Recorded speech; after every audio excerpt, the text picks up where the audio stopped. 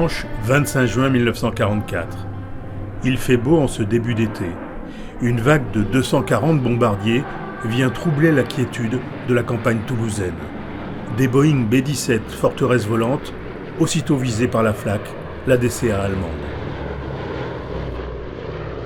Les avions sont passés et il y en a un qui a été touché. Il a vu toucher aux ailes, au bout des ailes.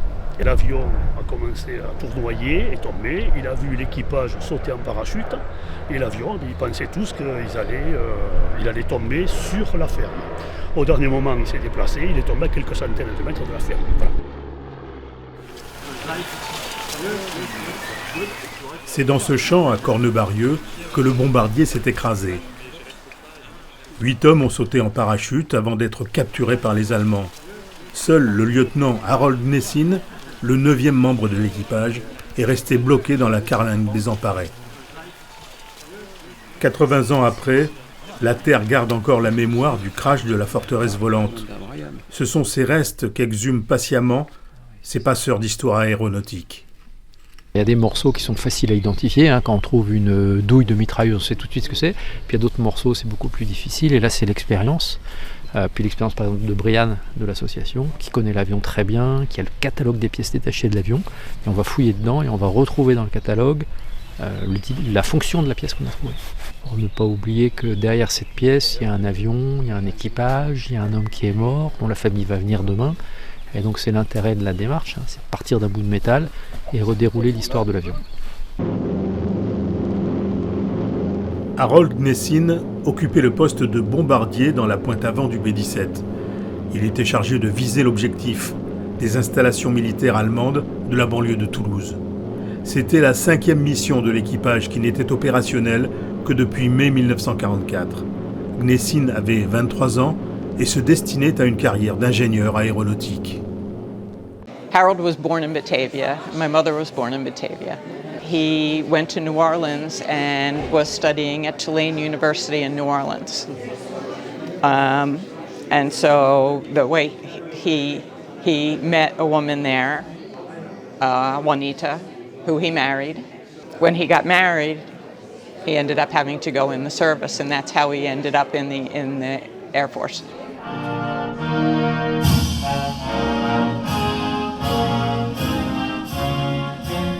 Le corps d'Harold Gnessine a été inhumé au cimetière communal de Cornebarieux. Il a ensuite été rapatrié aux États-Unis. La tombe est toujours fleurie en mémoire de l'aviateur, un souvenir partagé des deux côtés de l'Atlantique.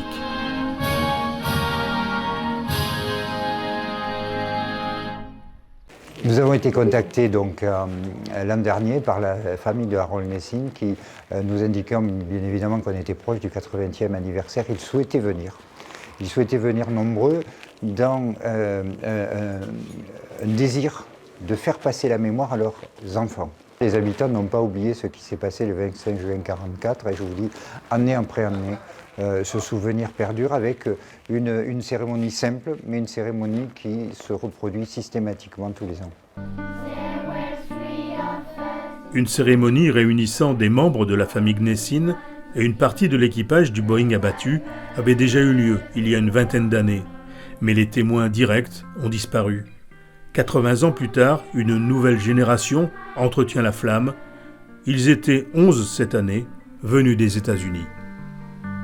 He obviously passed at a young age before we were around, but I did know that he was the bombardier on the plane and that he ultimately sacrificed his life to help in World War II and establish independence for France and many other countries. Hey, it's a big deal for my family. There's 11 of us that made it a priority to come here and honor our great uncle's memory and, celebrate his life, celebrate freedom.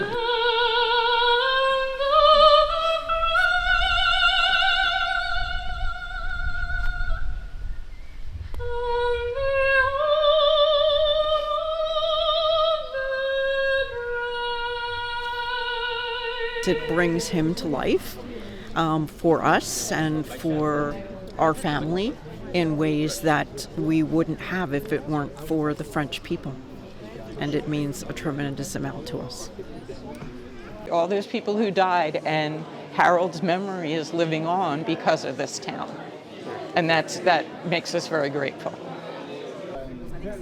En 3 ans de guerre en Europe, la 8e Air Force a perdu plus de 10 000 avions, dont 4 700 B-17.